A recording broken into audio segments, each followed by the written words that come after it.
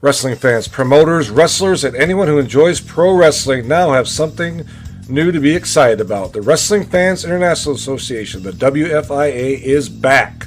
WFIA is an association that exists to promote, grow, and support professional wrestling throughout the world. Membership is free. Your membership includes a free digital bi-monthly publication of the Wrestling Fan News newsletter, association updates, voting privileges, and much more. Please go to thewfia.org, that's THEWFIA.org, and become a member today.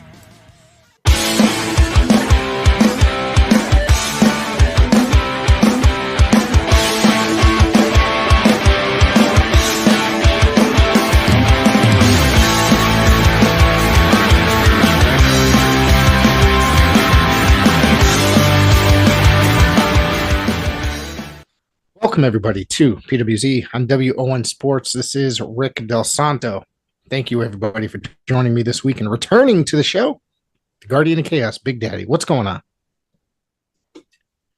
Professor, it's great to be back here on the PWZ, and it's an honor to be back on WON Sports. I'm doing great, my friend. How are you, Professor? I'm fantastic. I'm feeling great. I had a great weekend of professional wrestling from sitting on my couch, so to speak, you know? I was all over the place, Professor, and I just want to welcome all the fans from the IWC, all the pro wrestling fans. And again, to be back on WON Sports and PWZ, you're putting out some incredible information, some incredible product and history. And it certainly is my honor to be on here once again. So I'm looking forward to it. Tonight, we have a lot of stuff to cover, Professor. So seeing that it's your show, your channel, what do you want to start with, my friend? Oh, there's a lot locally and internationally that we could discuss. So let's start locally, because I know that you were part of a very good show that happened this past weekend. A very good friend of ours, mutual friend of ours, was retiring from the business of professional wrestling as a whole. Referee LREF. Well, I'll say that to say this, Professor, because I tell it like it is. Paradise Alley Pro Wrestling presented Mania in Paradise, LREF's final count. El Gallo Tres Huevos, if you will. And that would be one Miguel Silvero, an unbelievable member of the Zebras of Justice. This was his retirement event.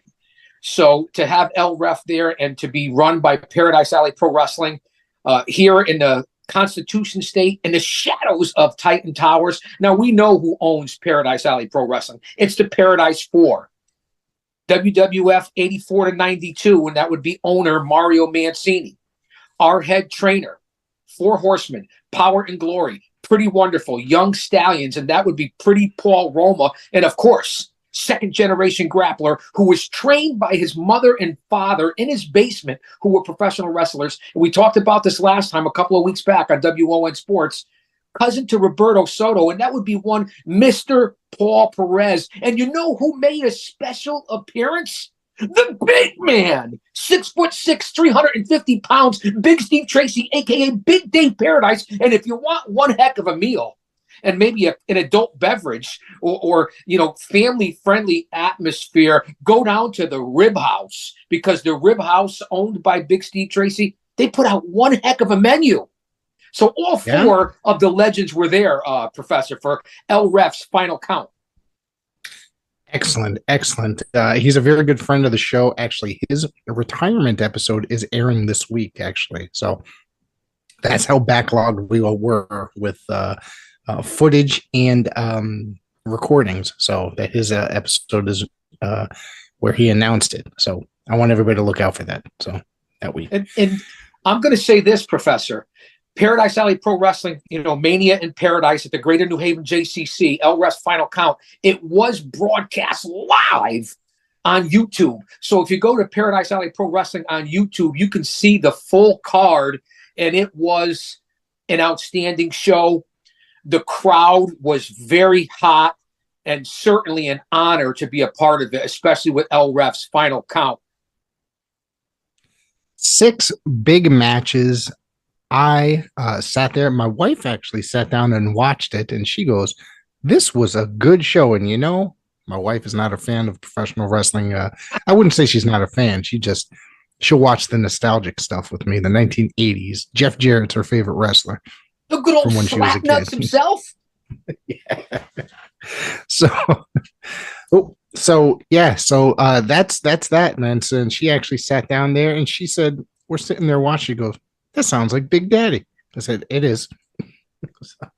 Well, my broadcast partner subbing for the Prodigy, Double T Talking Tommy, was his father, the enforcer, Kevin Sabin. So, yes, I had the honor to do the color commentary and the play-by-play with Degenerate Media, who really put on a good production, along with the enforcer, Kevin Sabin.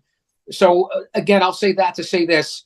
It was a good show. It's an unbelievable venue. All the stars were out.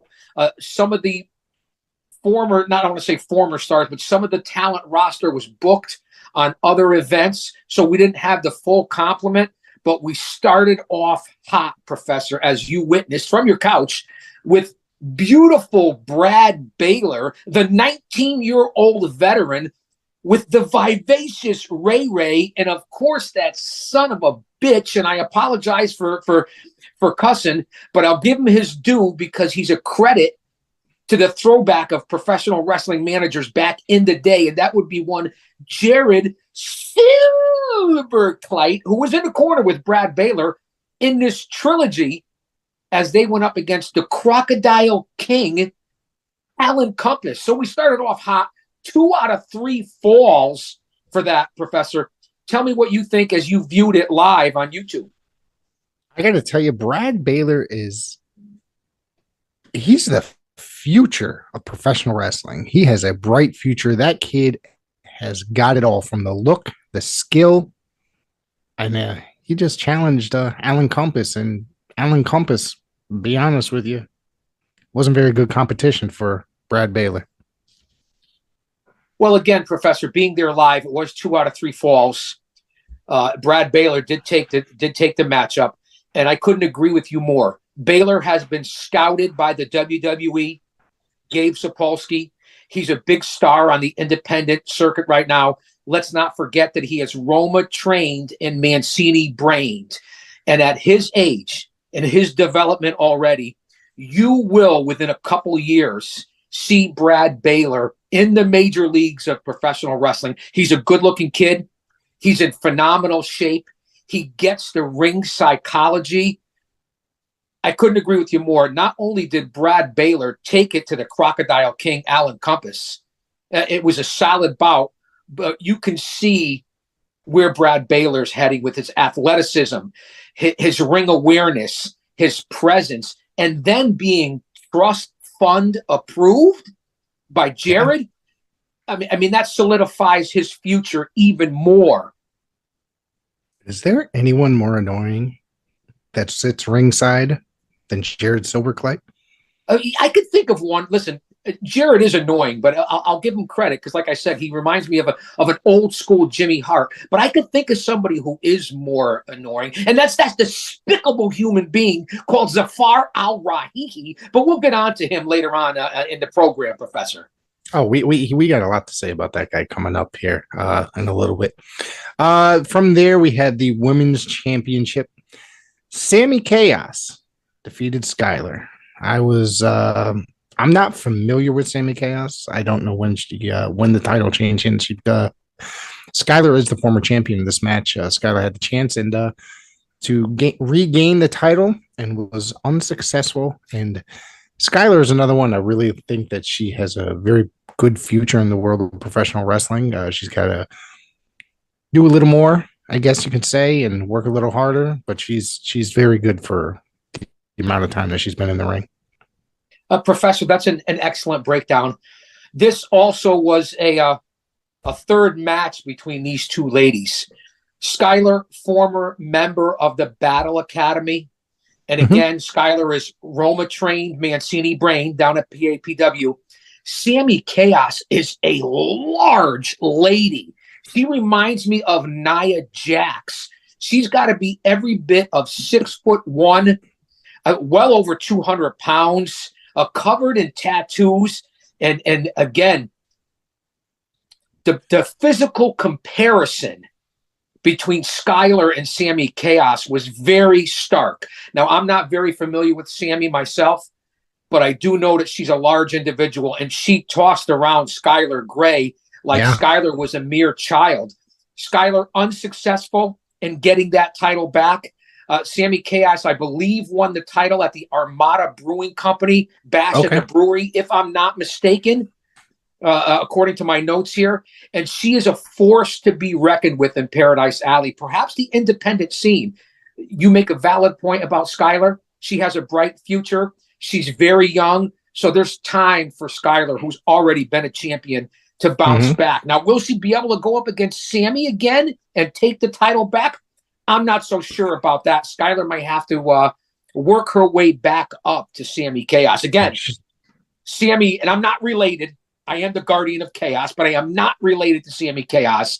I don't see anyone in the women's division at PAPW that could challenge Sammy Chaos at this point. I mean, who knows what the future holds, Professor?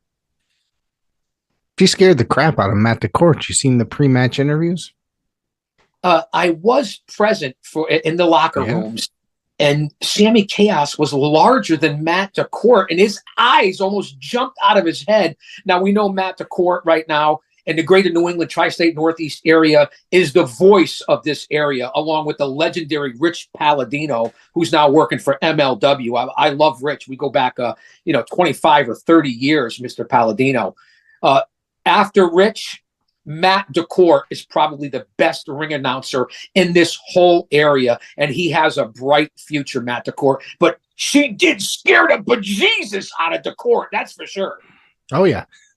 So the PAPW United States Championship tables, ladders, and chairs, my guy Ryan Frost defeated Troy Stevens 2 weeks ago. If we're going to switch back to a different company. I call the match for Tetsu, where Troy Stevens defeated Ryan Frost to become the inaugural Tetsu heavyweight champion.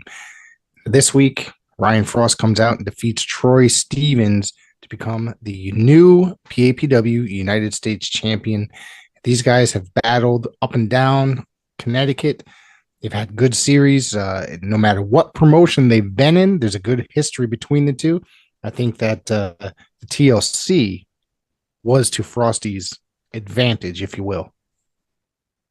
The undeniable Ryan Frost. Now, he has battled the air guitar wizard up and down 91, 95, across 84, and down Route 8 here in the greater New England area. This match, tables, ladders, and chairs, was brutal. They used everything from metal folding chairs to 3 different sizes of ladders, from a 4-footer to a 25-footer where the belt was hanging from the rafters for the United States title. You make a good point. Stevens has beaten Frost before in other federations, but that was the only time that he's Paradise. So I apologize. Go ahead, Professor. No, that was the time that he won the Tetsu title 2 weeks ago. Was the only time he was actually able to put Frosty down and defeat him. Well, I obviously would give the athleticism and the speed and the agility to the air guitar wizard Troy Stevens, but Ryan Frost is much larger, much stronger. I was very surprised to see Frost be so mobile, nimble, agile, and hostile in this matchup. But the elbow drop that Troy Stevens did off the rungs of the ladder through the table. I mean, there were a couple of table spots in that match, and with the ladders, I mean, this was brutality 101. And Ryan Frost is your new Paradise Alley Pro Wrestling United States champion. And Troy Stevens put up a great match, but he was no match in the end for the undeniable Frost, who wore, ironically, a T-shirt that said "Hardcore is stupid," but yet he was hardcore personified at Mania in Paradise. This to me, and I'm going to go ahead and say that now, was match of the night. We still got 3 others to get through. This was, in my opinion, match of the night. I like watching both of these competitors. For the first half of the show. Yep. Listen, there's no undenying beautiful Brad Baylor. And Alan Compass, the Crocodile King, has really upped his game since he stepped into Paradise Alley Pro Wrestling. But there's nobody right now, in my opinion, that can compete with Brad Baylor. That's honesty. That's reality. I give you the good, the bad, and the ugly. He's got the eye distraction, the eye candy of Ray Ray. And now being under Jared's tutelage, trust fund approved, that was a very solid 2 out of 3 falls match. But Baylor is got an air pack on his back, a rocket, and he's going straight to the top. Sammy Chaos and Skylar, it was chaos, a pun intended, but I certainly believe that Skylar had a small chance in that match against a much larger individual in Sammy Chaos. Again, reminds me of Nia Jax. So I'll agree with you when we came to the TLC match. The first half of Mania in Paradise, Troy Stevens and Ryan Frost stole the show, the first half of the show, without a doubt. Yeah, yes. And sorry, I'm having difficulties with my other computer. That story of our life here. Yeah, I don't like technology, Professor. No, we've always had, or I've always had technical difficulties while going live. It's back, by the way. So yeah. My thing is this: when is Baylor going to be in the championship situation? He has not gone for the chase. I know that he has gone towards the Alley Fights championship in the past, but that sort of a non-existent championship for the time being. I think it's going to be coming back sometime in the beginning of the year, I believe. But what's going on? Well, I did have a meeting with the Paradise Alley Pro Wrestling brass with Roma and Mancini. We have added an unbelievable veteran to our locker room and to our production staff and to the front office, and that would be one Kurt Adonis. Now, you know, Kurt Adonis was an amazing grappler. He's worked with everyone from StarCast to AEW to the WWE and, of course, Northeast Wrestling, which is perhaps the biggest independent promotion in the country. Kurt Adonis has signed on with Paradise Alley Pro Wrestling and is helping out with some of the booking, some of the producing as an agent. And with his direction, I see nothing but great things for the roster at Paradise Alley Pro Wrestling. The Alley Fights Championship has taken a back seat. Brad Baylor hasn't been in the heavyweight title picture. You are correct about that. If anyone deserves a shot, whether it be at the U.S. title, the heavyweight title, the intercontinental title, it's certainly beautiful Brad Baylor. And I'm going to take that to the bank. You talk about Richard Holiday.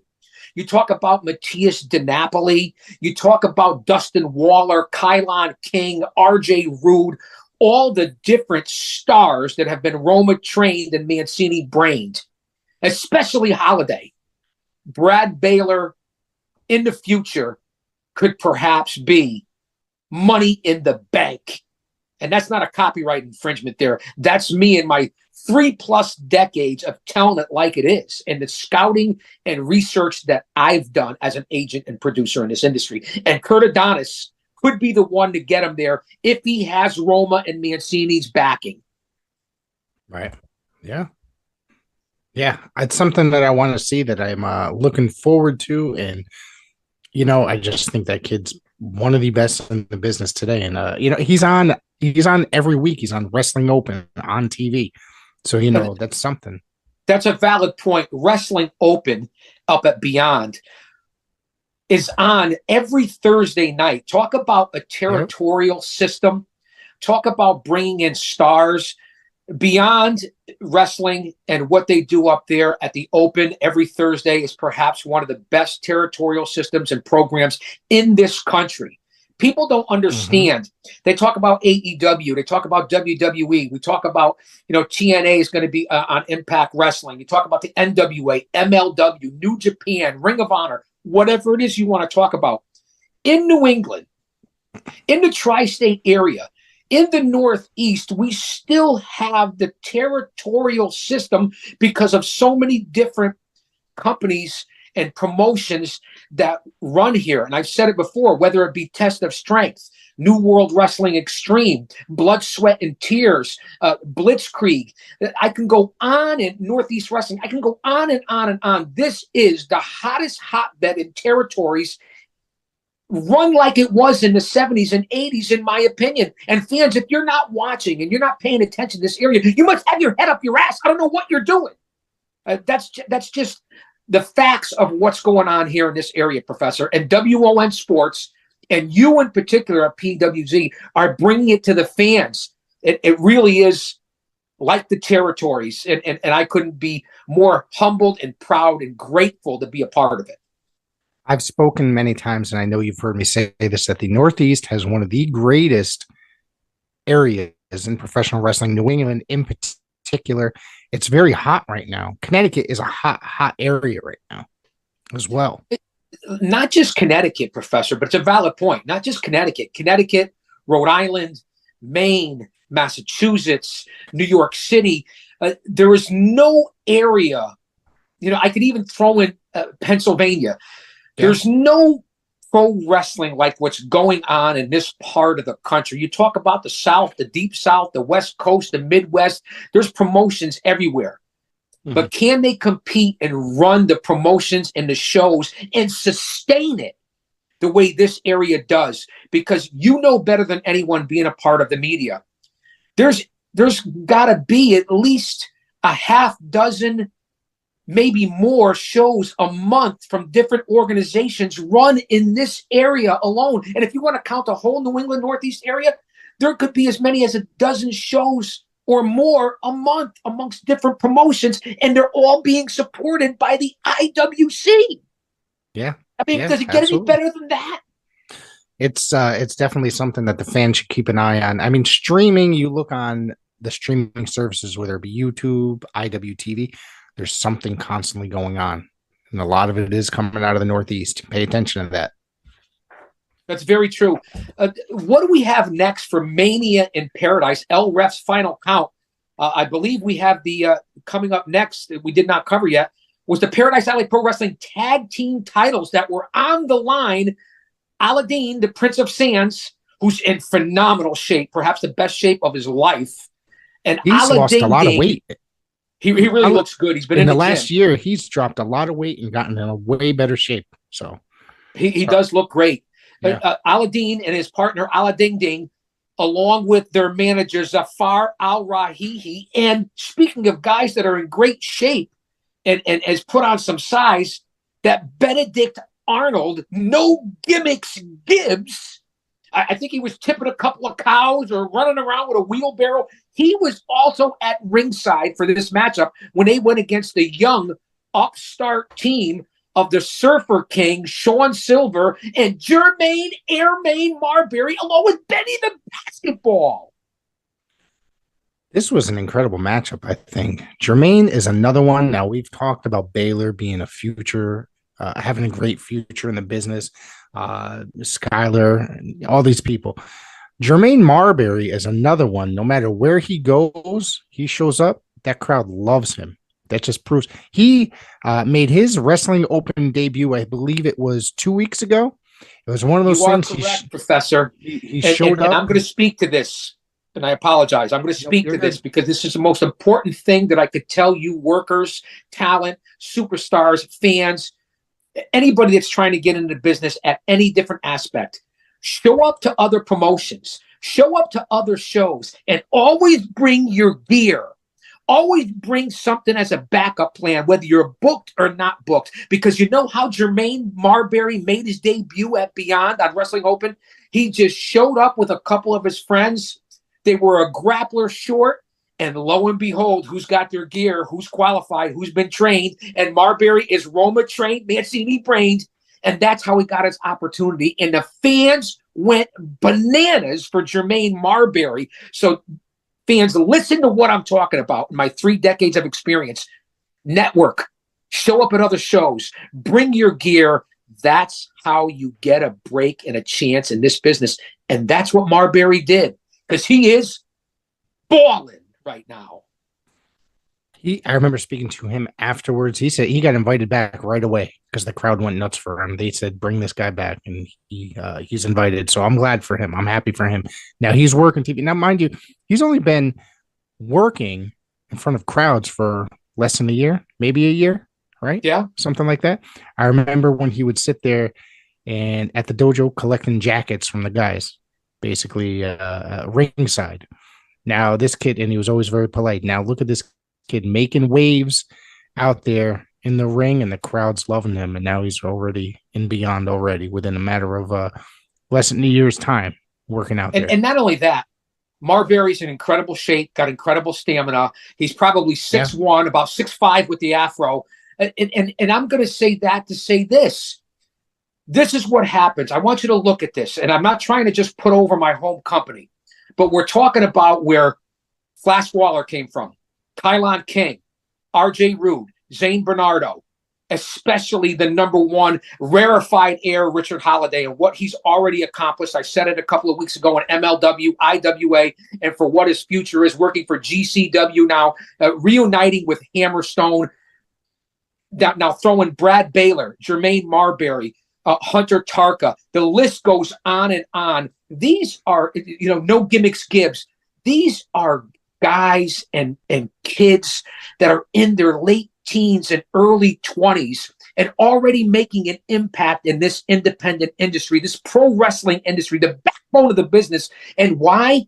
Because you go to a school that's reputable with people that have trained and been in the big leagues, in the major leagues, on WWE, WCW. That's what you get at Paradise Alley that no other school offers you. Test of Strength offers you Slick Wagner Brown. In Danbury, Connecticut, Bully Ray has a school, and we know he's a legend and a Hall of Famer. These are the type of schools and dojos that you go to. Even Mike Hollow up in Massachusetts, I believe, a former unbelievable grappler who appeared in the WWE. You find yourself a reputable school with people that have reputations, have been in this damn industry, and are going to teach you the proper way, not only in pro wrestling, but how to be a regular person and mentor you in life, these men and women. That's what you get at some of these schools, and especially at Paradise Alley Pro Wrestling. And this is a perfect example of what I'm talking about, and the young athletes that are going big time sooner or later. That's my opinion, Professor. You've been around. You know what I'm talking about. Absolutely. And this is like the Paradise Alley, I have to say. I mean, Connecticut is a breeding ground for great professional wrestlers currently. There's a lot of great talent in Connecticut. I mean, and some of this talent that I'm seeing, I'm at shows just about every weekend. I'm not going to, or if not, then watching the streams if I can. There's a lot of amazing talent here in Connecticut, and a lot of these kids are going to go far. A lot. I mean, there really is. And not to get off that, because we'll go off on a tangent here. You and I can go back and forth for hours. Yeah. Back to the Paradise Alley Pro Wrestling Tag Team Championship. Zafar Al-Rahihi comes to the ring with the Pyramids of Power and No Gimmicks Gibbs, takes away the tag team belts, and went out and purchased, with all that money from Saudi, purchased his own brand new Paradise Alley Pro Wrestling Tag Team Championships and presented them to Pyramids of Power. Those belts, I don't know if you saw them on YouTube, are top notch. Talk about quality wrestling belts, courtesy of that son of a bitch from Saudi Arabia. What are your thoughts on that? I mean, those belts were beautiful. They were very reminiscent of just old school, nice, beautiful looking belts. He spent a lot of money on them, and what can I say about it? That's what he wanted. And another thing to note in that match, Silver and Marbury, I do not believe have teamed up before. How the front office is, and I'm going to put them on the spot. I always put everybody on the spot. That's what I do. I'm going to put the brass on the spot. How do Marbury and Silver, who's got a bright future himself, Sean Silver, he really does. Yeah, he's only gained some size, but he's unbelievable in the ring so far. He's only a couple matches in, I think, right? Right. Again, to my point of the youngsters at Paradise Alley. But how did they get a title shot so quickly? I got to question some of the maneuvers, some of the calls, some of the booking at the brass at Paradise Alley Pro Wrestling. I'm putting Roma and Mancini on the spot. Listen, Roma's got the brain where he should be booking for AEW or WWE right now. That's the legend that he is. But I have to question some of this.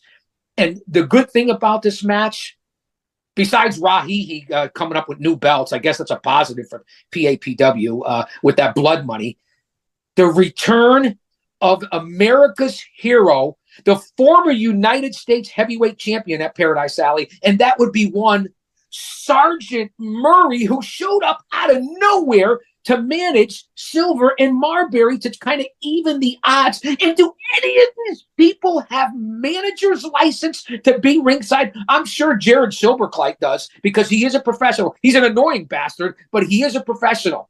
I'll say that. But Ray, the vivacious, easy on the eyes Ray, Zafar probably bought a license. Sarge, Gibbs. Why are all these people at ringside? And is anybody checking the licenses here in PAPW? I'm calling everybody out, and I'm doing it now. That's been a hot button topic in professional wrestling, where extras come in. Oh, we're going to get hang out ringside without their manager's license and get involved. We've seen this for many decades. It should be something that should be taken care of. I mean, but you were a manager yourself, sir, back in the day. Professor, it's well known that I've been in the ring with over 20 or 25 Hall of Famers from the WWE, TNA, WCW, the independents. I've managed more people in my 3 decades than you can imagine. I got paid as a manager and was booked and asked for all over this country, from Wyoming to Chicago to Indiana to Florida to every state you could think of here in the greater New England tri-state Northeast area. There isn't too many I haven't missed, and there's not many people that can do what I did in this business. I've been a scout, an agent, a producer, a broadcaster, a promoter, and I took the damn bumps. Like a lot of people never took the bumps. They sit here behind the microphone. They act like who they are. You can't carry my jock strap or even sniff it. Now, listen, I'm not trying to offend anybody or put myself over. I put myself in the same category with Bobby Heenan, Cornette, J.J. Dillon, Jimmy Hart, maybe even Joel Gertner. People that were managers that took the damn bumps like that to Lou Albano, because most of you sons of bitches didn't. You're marks. That's what I said it, marks. I said it. Oh, wait. Let me calm down. Let's not have a heart attack. All right. Listen, I'm in great shape. Are you kidding me? I went to the gym today, Professor. I just want to make my point, and the quality people that you have here on your podcast, whether it be PWZ, WON Sports, if people don't like what I'm on here, and change the damn channel. But the whole thing is, this is what you bring to the fans, to the wrestling community, to the IWC. You bring quality. You want to jump on my game? It's all good, man, because I tell it like it is. Let me calm down and get on to the tag team match. Professor, take it over from here as I have some water. They did retain the titles. Silver and Marbury. It took a while. You know, Marbury was in the match for quite some time before he was able to before Silver actually got in there. And of course they retained the titles. It's Zafar and all the dirty tactics, and it was great to see Sarge return as well. That's I kind of popped for that. I'm not going to lie.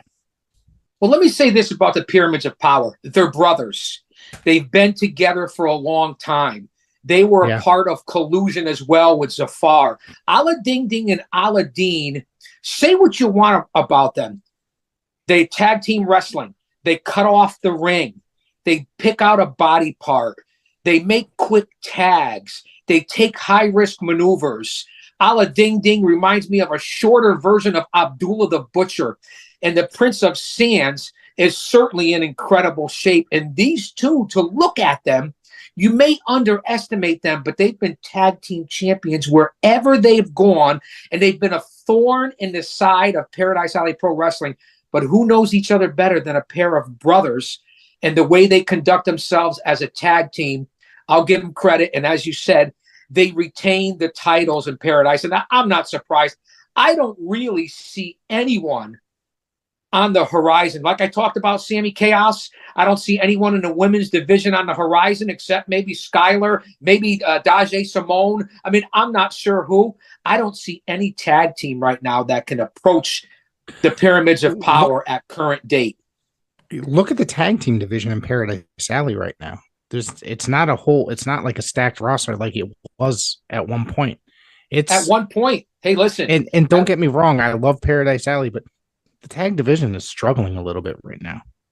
Listen, they've lost a lot of tag teams recently. At one time, you had Maxim Morozov and Zafar Al-Rahihi as collusion. You've always had the pyramids of power. You had at one time Sean Knight and Jay Onyx, the Haven, who were unbelievable. You had the miracle generation of Dustin Flash Waller and Kylon King, and then you had perhaps the greatest tag team in Paradise Alley Pro Wrestling history. Their house, their rules, and that would be Nick Payne and Hakim Ali, the House of Pain. So you're right. Right now, the tag team division is persona non grata. Yeah. So we're gonna have to see. I mean, there doesn't seem to be any viable competition for Pyramids of Power currently in PAPW. Sorry, geez, I'm struggling a little bit tonight. At one time, you even had the phenomenal tag team of Certified Sexy, whether it was Sasha Jenkins and Gino DeGod and Nutrius X. You had RJ Rude and Zane Bernardo. At one time, the tag team division was unbelievable. Let's just take a breather before we get onto the heavyweight title at Mania in Paradise. Let's remember who's appeared under the banner of Paradise Alley Pro Wrestling. You've had Chris Bay. You've had Darby Allin. You've had Swerve Strickland. You've had Willie Mack. You've had Eva Lise. You've had Sabu. You've had Richard Holiday. The list goes on and on with the major stars that have appeared. Zack Sabre Jr., Matt Riddle. I can go on and on with the superstars that have graced Keith Lee, that have graced the locker room of Paradise Alley Pro Wrestling fans. Do you understand what I'm talking about when I talk about PAPW and the men and women, Megan Bain, Nikki Duke, Deonna Purrazzo? They have all graced the locker rooms of Paradise Alley Pro Wrestling. And along with the young lions that I'm talking about, it doesn't get much better than that with the reputation of 4 owners that worked under the guidance of Ted Turner, WCW, Jim Crockett Promotions, Vincent Kennedy McMahon, and the WWF. I mean, what more can you ask for? Just give us 5 years. We'll be having a similar conversation regarding the current talent that is there now. Again, to your point, Professor, the tag team division, we'll see what happens moving forward. And again, with Kurt Adonis being on board, we're going to see what kind of talent is brought in by Roma and Mancini. Let's get on to the third matchup. There were a lot of trilogies at Mania in Paradise. Yeah. The current heavyweight champion, leader of the Battle Academy, the Red Lion, Chris Battle, who's an unbelievable veteran, who's worked with every star you could think of from the WWE and AEW. Another perfect example of the talent that's been in this Paradise Alley Pro Wrestling locker room and in this company. He is the reigning defending champion, and he took on, talk about young lions and stars. He's got a long way to go, but he's on the right path. Former Battle Academy member, mentor against student, and that would be one No Mercy Hunter Tarka. Now, you remember the rest of the Battle Academy. They are persona non grata right now. They're in secret training. Who knows if they'll be back? Lorenzo Vendetta. Yeah, Skyler was a member. Yep. Hunter Tarka could have used both of those grapplers at ringside because the Red Lion came out with 2 new members, 2 huge men from the Battle Academy as they continue to keep rolling, Professor. Give me your thoughts on the rematch of Hunter Tarka, No Mercy, and the Red Lion. You could really point this out to roughly a year ago, this whole thing started. If you look at, if you don't mind me bringing up the event, I believe it was Type 1 to None last year, if I remember correctly. Of course, bring up the event. They're amazing people. They just had United by One, Team CC, the Vasquez family, Juvenile Diabetes, what they're doing and how they packed the house at their show and raised over $7 grand. Listen, I'm more than humbled and honored when it comes to Team CC and what they're accomplishing in the wrestling business and the Vasquez family. How could you? We had 4 years running with that team, and they went to United by One. and that was a great show combined with every organization here in the area. Kudos to United by One and Team CC. Well, as I was saying, roughly a year ago, this whole entire thing started between Hunter and Chris Battle. Chris was forcing him to do stuff he didn't necessarily want to. So at some point, Hunter took it upon himself to fight back and not be a part of Battle Academy anymore. Excuse me. Eventually, he won that title, defended it successfully for months and months and months. And then I believe it was one of the Armada shows, lost the belt to Chris Battle, I believe months back. This is his second championship, Paradise Alley Pro Wrestling Heavyweight Championship. I thought this was a very good match. This kind of went, this is a little bit more brutal than I expected. It went a little bit all over the place. It definitely was a championship quality match. No two ways about that. As I take off the cap here, and I hope I'm not blinding anyone with the amazing dome piece, but that was an incredible matchup.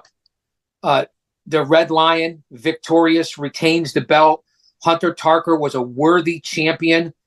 We'll see what happens moving forward. Battle could have some amazing competition coming up. The kendo sticks, the Singapore canes. This was also, besides the TLC match, a very violent match. It was a no holds barred matchup for the title. The Battle Academy interfered in about. But the bottom line, Professor, is the Red Lion retained the championship in an unbelievable heavyweight championship match. I'm sorry about that. Hunter Tarker defeated Battle and walked away with the title this night. Oh, wait. Wait. I do have the brain of a dehydrated BB. I called the match live. But you know what? And I'm going to say this like I said in the last show. You know what Bully Ray said to me? You know Bully Ray, Busted Open Radio, two-time Hall of Famer, perhaps the greatest tag team of all time. He said to me back in 06 and 07, while myself and the Outcast Killers, Diablo Santiago, Omar and Tortuga, were going for the NWA World Tag Team titles in a series of tables matches, Bully pulled me aside in the background after I took the, what's up? And I mentioned that, and said, give Big Daddy, the Guardian of Chaos, 5 spots, and he'll screw up 4 of them.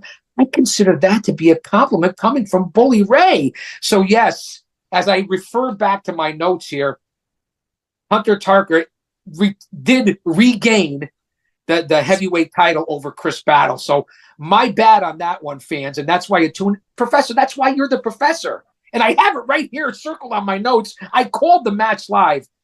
Correct. Let me recorrect. Hunter Tarker is the new PAPW heavyweight champion. That's all right. And then he comes out wearing his classic Battle Academy gear as well in the lion mask. That's a good observation that Hunter Tarker also came out in the mask. Yeah. Was he trying to intimidate Chris Battle? Well, I don't know if he can intimidate the Red Lion, who had 2 new members that were large individuals. And you're right. As you know, my mind is like a lazy Susan. It'll come back around. I have amnesia and deja vu at the same time. I think I've forgotten this before. But here's the big breaking news. Not only did Tarker retain the championship, but our old buddy, Triple Crown winner, perhaps one of the greatest singles wrestler to ever lace up a pair of boots inside of PAPW, your former podcast partner, out of nowhere, suckers arrive. Showtime Marcel Williams shows up at the end of this bout to go face-to-face and call out the new champion, Hunter Tarker. See, now that I remember. What are your thoughts on that? I've got some breaking news. Okay? I'm going to premiere it right here now. This Saturday evening, following Survivor Series, the dynamic duo returns. Rick Del Santo, me, and Showtime Marcel Williams will be returning to PWZ. So I'm imitating Showtime. We had a nice conversation last week, this week, and today, and we're going to be doing it immediately following Survivor Series. Tune in live on YouTube and maybe Facebook or something like that. We'll see. Whatever time, Nice. Yeah. So I want everybody to tune in because you're going to have a good time. And I know you'll enjoy it. I am super excited. And it certainly was unexpected. And that's one of the surprises that you get when you show up at PAPW. I feel like sometimes it's a smaller version of AEW. There's always an announcement, always a surprise happening. And for Showtime to show up and be in the heavyweight championship picture potentially, Hunter Tarka, now that he's regained the belt, might have a big issue with the former, I believe he was 2-time, maybe 3-time heavyweight champion, who also was the Intercontinental champion, the U.S. champion, the Alley Fights champion, and won the inaugural Hercules Hernandez Memorial Tournament Cup, Showtime Marcel Williams. And he was part of the, what the hell was the group with the House of Pain? Holy crap. Crap. I forgot the name. Tri-State Kings. King. I got it. Yes. See, I don't forget everything. I forgot Tarker. Oh, my God. I'm going to tell you, the one night that they reunited, I popped so hard when they reunited in Bridgeport. And they both saw, all three of them saw me and laughed because I popped. Well, not only three. There's Nick Payne, Hakim Ali, Showtime Marcel Williams, and then there was at one time Big Daddy Dre. Yep. The four of those guys as the Tri-State Kings, they're no one to be trifled with, Professor. So that was a nice surprise. Not only did we have Sergeant Murray return, we had Showtime Marcel Williams return as well. Again, perhaps one of the best to ever step into the ring, along with the guys that I mentioned, especially Richard Holiday, which led us into a very confusing main event, Professor. An over-the-top battle royal for the Paradise Alley Pro Wrestling Intercontinental Championship with the reigning defending champion in that battle royal, Bloodsaw. Give me your thoughts on the main event. My one question is, and I don't try to swear that often on this show, but who the fuck booked this? Whose idea was that? Listen, the only thing I could say is that Paul Roma and Mario Mancini run the show. Roma is the brains. Mancini makes the business deals. Now, they were at a convention at Mohegan Sun Arena that weekend. Mm-hmm. They were at a convention the prior weekend in New York. I know that Roma's going to WrestleCade along with Richard Holiday. So Roma might be getting distracted. I told you they just brought in Kurt Adonis. Roma might be getting distracted as far as booking. Number one, it was a decent, solid match for the Intercontinental Championship. There were a lot of stars in there, a lot of veterans from Paradise Alley Pro Wrestling, a lot of surprises. But was it main event worthy compared to Battle in Tarka or the TLC match? I think not. So I have to agree with you. And I like that you swore, because when I come on here, I try not to swear. I do it on my own show, but that's another story for another time. We're here on the PWZ. My other question is, I was under, because there was a battle royal for the title, I was under the impression initially, until I figured out what the hell was going on, that Bloodsaw was no longer the champion. So I was just very confused at first. However, I'm confused as a baby at Hooters sometimes with the booking. This should have been probably the opener, or maybe first match back from intermission. That's just my opinion. No offense to any of the guys in the match. It's not what it's about. No, they broke their ass. Every guy that stepped in that ring, all 8 of them broke their ass in that battle royal. And it was certainly a big matchup. But I can concur. But I'm going to go with Roma's thought as I picked his brain backstage. To open up with the unbelievable Brad Baylor and the Crocodile King, who's on a roll, no pun intended, the Crocodile roll, which he hit on Brad Baylor to win one of the falls. His only fall, I believe, or maybe it was in disqualification. You know how my brain gets a little cloudy. To start off and open up hot with the hottest guy in the company is not a bad idea, because the crowd at Mania in Paradise was hot all night long. But I can agree that the Battle Royal, I don't believe, in my opinion, and no, like you said, no disrespect to the talent, because they're all solid guys. I believe that the main event is either the heavyweight championship match or TLC. So I can agree with you there. Give me your thoughts on the combatants. We had Bloodsaw, No Gimmicks Gibbs, the Red Devil Mooch, the Monster Sylvan, Kevin the Kid, who's another Roma-trained Mancini-brained rookie, Jekyll, the Carney Clown makes his return, and even Benny the Basketball, who hit the hardwood and was dribbling all over the place, was in this battle royal for the Intercontinental Championship. Give me your thoughts on that, and then the surprise with Benny the Basketball, Professor. Can I just tell you how much I think Kevin Kidd is a great talent? Okay. He has a future. He has all the potential in the world. And this is no offense to Kevin Kidd. And this is part of the show that with gentlemen like myself and the Guardian of Chaos, we are here to tell you the truth sometimes. He needs a little bit more of a personality, but he has all the potential in the world. And I just mean personality, to present, you know what I mean? To like, he's going to be a television star, know like exactly a professional wrestler on TV. There needs to be something, a little oomph to it. Let's remember something, Professor, and I agree with your point.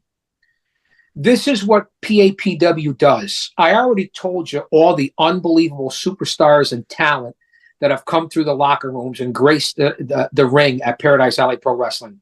But along with Paradise Alley, as they not only are they locally owned, they're homegrown. And what they're doing is bringing in the big stars, whether I said like before, whether it be Christian Casanova, a.k.a. the NXT champion right now, I believe, if I'm not mistaken, Hacksaw Jim Duggan, Bull Dempsey. I've already gone through Matt Stryker, all the people that they've brought in.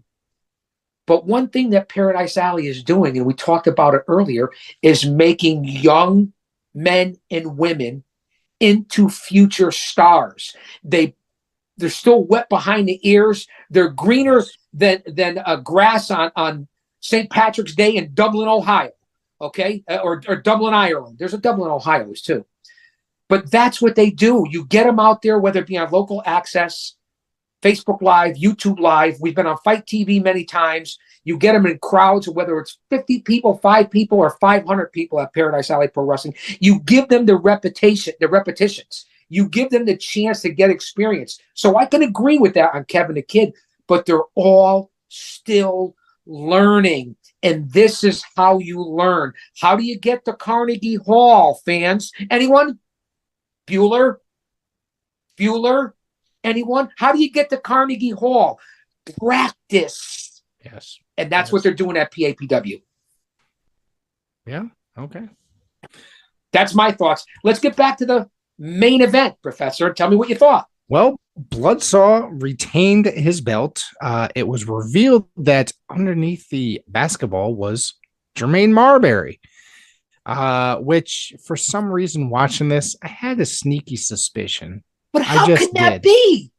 Listen, we saw Marbury team up with Sean Silver to go for the Paradise Alley Pro Wrestling Tag Team titles against the Pyramids of Power. Now, they were not successful, but at ringside for that match was Benny the Basketball. So it's like De Niro and Hoffman and De Niro. How could Benny the Basketball and Jermaine Marbury be in the same place at the same time if they're the same person? So I was stunned that Benny the Basketball in the Battle Royal turned out to be Jermaine Marbury. Yeah, I mean, I don't know. It's I guess anything is possible in the world of professional wrestling. You should know that. It is a wacky, very true. It came down, and again, Professor, I'll cut you off all day. That's what I do. I cut people off. It's what I'm known for. Used to it, I apologize. It came down to the finals in that the Battle Royal for the IC title. Buzz Bloodsaw, No Gimmicks Gibbs were the final two. And as you saw, Bloodsaw, who if you ever saw the thighs and the quads on this kid, he looks like he squats about 500 pounds. He picked up Kevin the Kid over his head, tossed him over the top rope onto Sylvan and Mooch. It was unbelievable, leaving Gibbs and Bloodsaw, if I'm not mistaken, if my memory's recollecting okay, tell me your thoughts on the ending of that bout, and then we'll wrap it up for Mania in Paradise. El Ref's final count. El Gallo tres huevos. I mean, it was just it was, I guess it was a little bit less. It was unexpected. I was going in thinking that maybe there was going to be a new champion, and as time goes on and I'm picking it apart as to who's left in the ring, I thought maybe Gibbs wasn't he an Intercontinental Champion at one point as well? Gibbs was an IC champion, I believe, before. And I'm going back years. Gibbs. Yeah, I'm going back years ago, and I thought that no, this can't happen. It's not going to be him. So and well, I was right. It ended up being Bloodsaw. However, this, like I said, this should not have been the actual main event. Personally, I don't think so. Well, I agree with that, Professor. And remember something about Bloodsaw. He retains his title. He's the current IC champion. He's also a former United States champion. He's a savvy veteran. Yeah. The American Gothic gone wrong. We didn't see his manager, valet, ringside. Gemma was not there. So Bloodsaw was lucky to come out of this one. I actually thought that once I saw Benny the Basketball as Marbury, that he had a shot to win this title. But Bloodsaw retains, and that was your main event at Mania in Paradise. It was sponsored as well, too, if I'm not mistaken, by Paradise Tattoo, if you want to go out and get some ink. I mean, they didn't do this, but I heard Paradise Tattoo was the sponsor for Paradise Alley Pro Wrestling. Nice. Yeah, I did think that there might have been a small chance of Marbury winning, but just shows that he might not have been quite ready. Maybe next time. Oh, well, Bloodsaw is a savvy veteran, and he did retain. So, I mean, that's the wrap-up. It was a successful event. We had a decent crowd. I hope it came across damn good. Everybody, all the men and women broke their ass, and they worked hard. Roma and Mancini pulled it off again. Now, was it an A show? No. But is any show an A show? So, for what the product is, Paradise Alley Pro Wrestling did it again.